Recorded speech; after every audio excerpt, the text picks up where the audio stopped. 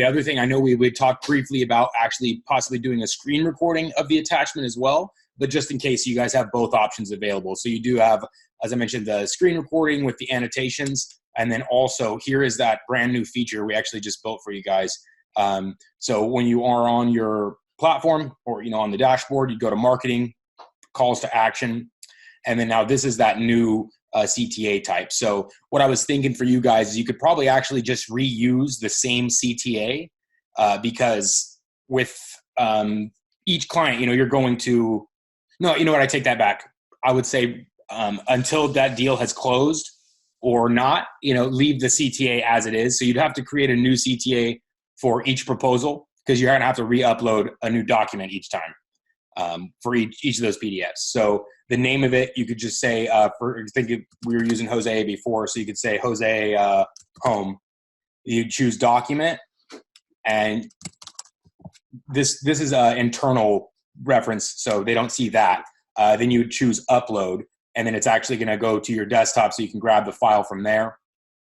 And then under button text, this is what actually shows up on the recipient's end. So this is where you would say, again, Jose Home quote, or whatever you guys want the button to say itself. And then you just hit submit. And then now that CTA is going to be in the library for you to attach. You can also attach it on that specific video as well. So for example, say if this was the video you wanted to attach it to. So you just recorded the video, and then you can click call to action, create new. It's the same exact menu as the one on that other page. So you'd say Jose Home, and then you'd click document title. Remember that this one's just for internal.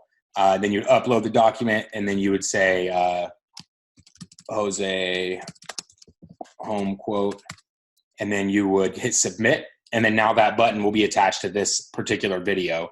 And if there's anything else you might need to attach it to, you could do so as well. But I think it's just this one video then. Yeah, you do one for the home, one for auto, or however many quotes they've requested.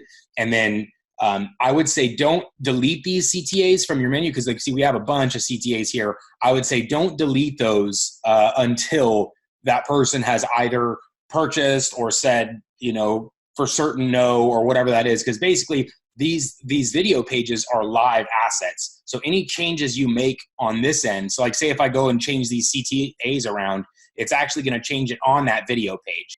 And then you guys, of course, you don't have to delete anything. You have completely unlimited storage, so you don't ever have to worry about going and deleting stuff at all. So no worries there. In Outlook, it's doing this little weird thing with the GIF and this button. It's actually putting like a button on there. So right now it doesn't do, it's transparent. You can see behind it. So it's not doing a terrible job of covering the face. So that task is still with the developer currently as to what we're going to do with it. I did bump him again on it, and I said, hey, what are we doing about this? Can we move this button over here or down to the center? So that is still in development. So we'll have an update on that probably a little bit later.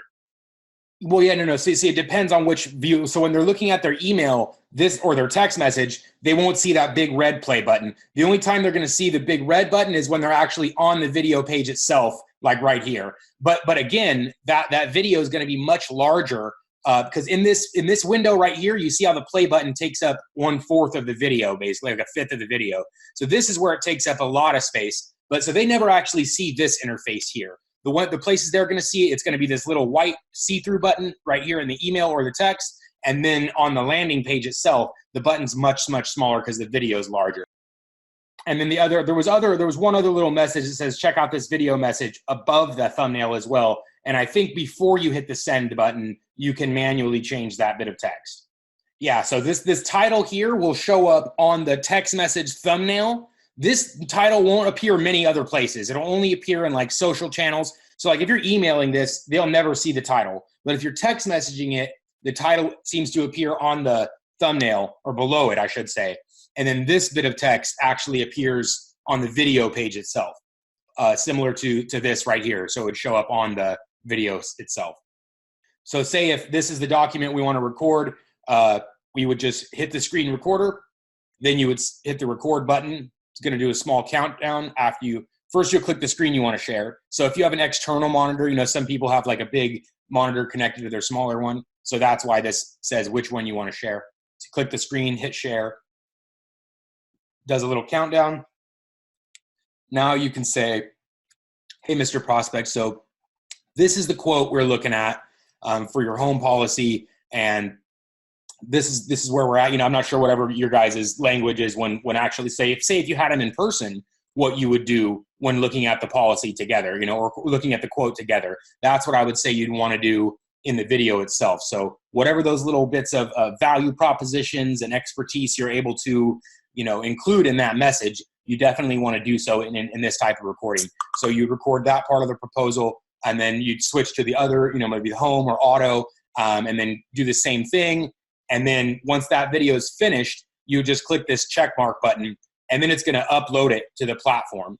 If you guys ever have any type of issues or stickies with the Chrome extension, just uninstall it, reinstall it, make sure that it grabs your camera, and also make sure that you grant permissions. See, it says granted equals 1.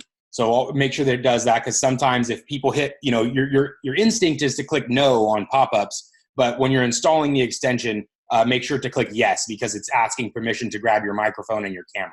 Of course, you guys are aware if at any point you have any questions, you need some support or anything like that, do not hesitate to reach out. You have either chat support on the website available through this little blue icon down here. You also have my contact information, so don't hesitate to reach out. Sean, you can text me or email me, whatever you need, and we'll get you guys taken care of right away. All right, guys. Yep. Have a good day. Bye-bye.